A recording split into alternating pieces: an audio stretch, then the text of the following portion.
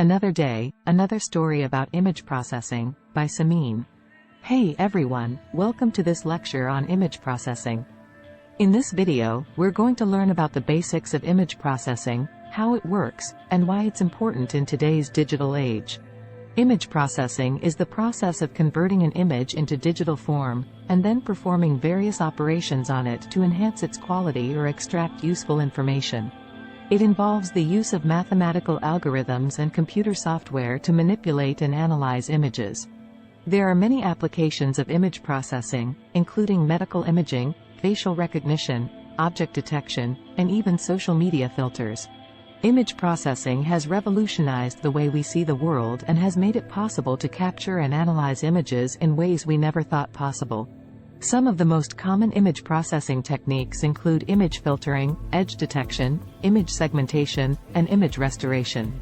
These techniques are used to remove noise, enhance contrast, sharpen edges, and extract useful features from images.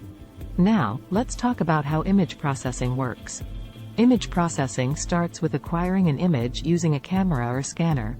The image is then converted into a digital format and stored in a computer. Next, various image processing techniques are applied to the image to achieve the desired results.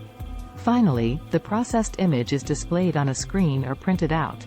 In conclusion, image processing is a powerful tool that has many applications in various fields. It has revolutionized the way we see the world and has made it possible to capture and analyze images in ways we never thought possible. I hope you found this lecture informative and learned something new today. Thank you for watching.